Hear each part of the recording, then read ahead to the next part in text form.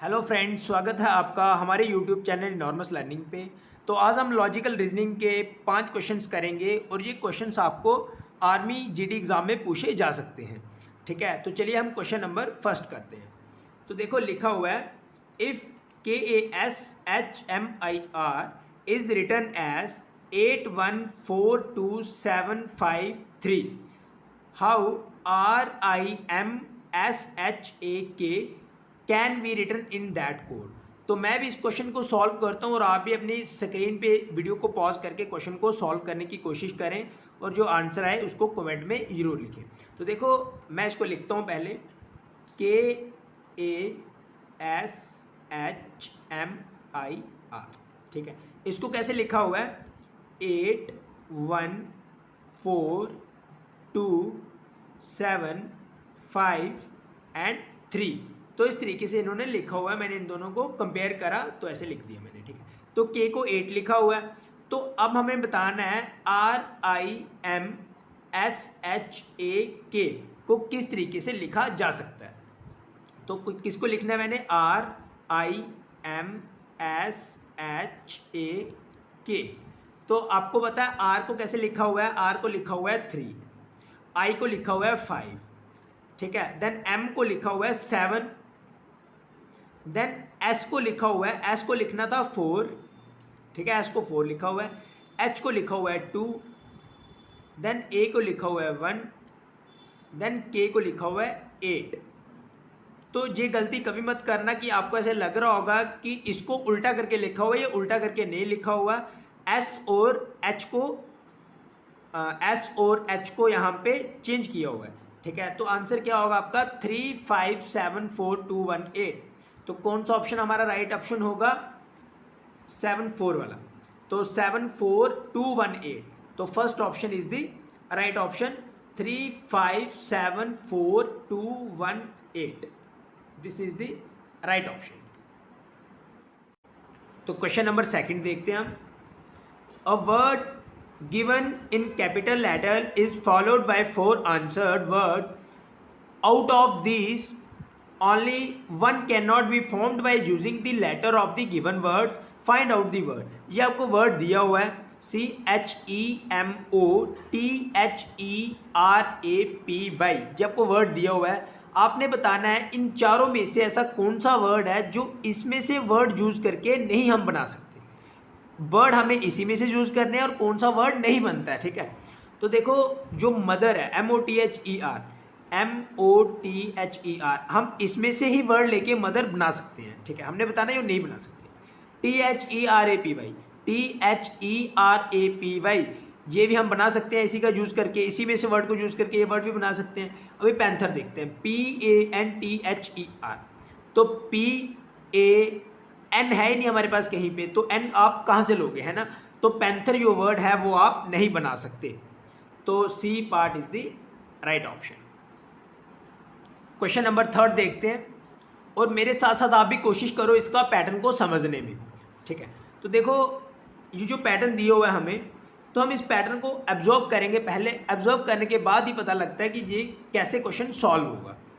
तो देखो पहले 22 है, फिर 28 है, 25 है, तो आपको ऐसे दिख रहा होगा कुछ बढ़ रहा है पहले, फिर कम हो गया, फिर दोबारा कुछ बढ़ा, फिर दोबारा कम हो गया, है ना, क्योंकि 22 के बाद 28 आ रहा है, फिर 25, 31, 28। आपको बताना कि आगे क्या आएगा, इसके 28 के आगे क्या आएगा।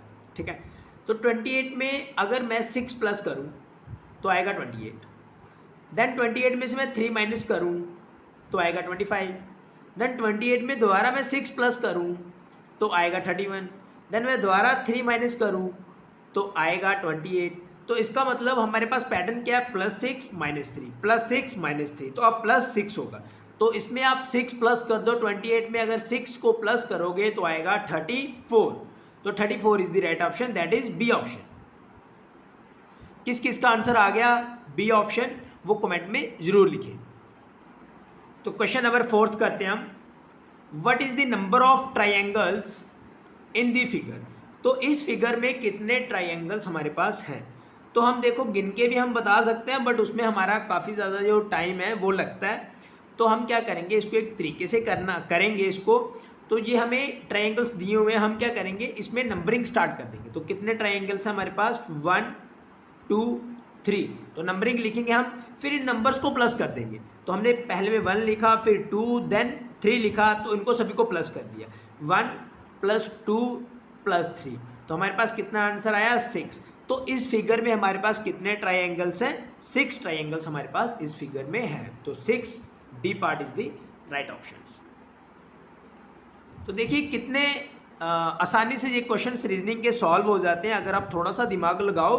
तो आपके जो 5 नंबर हैं जो आपको पेपर में मिलेंगे आर्मी के पेपर में, वो कहीं नहीं गए हुए, तो आपको आराम से मिल जाएंगे वो 5 नंबर। और आपको पता है पेपर में एक एक नंबर आपकी बड़ी ज़्यादा अहमियत रखता है, तो इन 5 नंबर को फिर क्यों छोड़ना, है ना।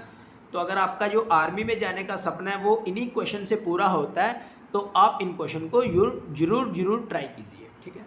तो क्वेश्चन नंबर 5 देखते हैं, फाइंड दी ऑड टर्म। तो इसमें आपको ऑड टर्म बताना है, तो आपको पहले पैटर्न समझना पड़ेगा कि इसने क्या किया हुआ है, ठीक है।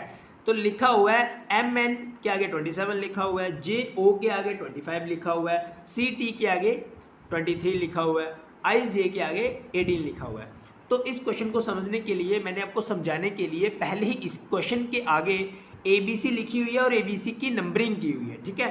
तो देखो MN, तो मुझे ऐसा लग रहा है कि जो M की वैल्यू होती है, ठीक है, नंबरिंग वैल्यू, एंड N की वैल्यू होती है, उसको सम अप किया हुआ है। तो M की वैल्यू कितनी होती है 13 और N की वैल्यू होती है 14, तो 13 + 14 कितना होता है 27।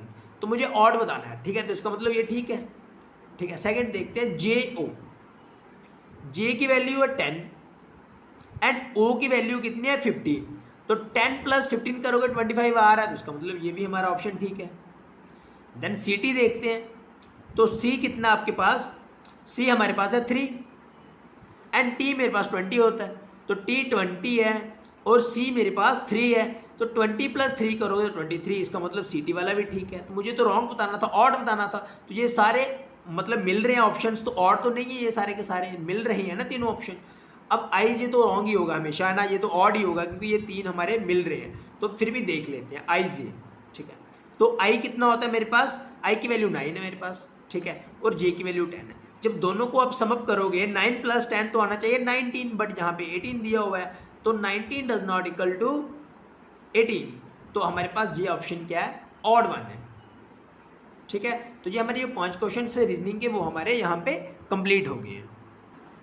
और आपको इसी चैनल पे आपको GK GS reasoning and mathematics की वीडियो कंटिन्यूसली एक सीक्वेंस में मिलते रहेंगी। और आप अपनी तैयारी को पूरा रखिए, तैयारी करते जाइए। और आपको पता है कि मेहनत करने वालों की कभी हार नहीं होती, तो आपकी हार नहीं होगी अगर आप मेहनत करते रहोगे। And thank you. अगर आपको ये मेरी वीडियो पसंद आए तो इसको लाइक करें एंड चैनल को सब्सक्राइब करें। Again one time thank you.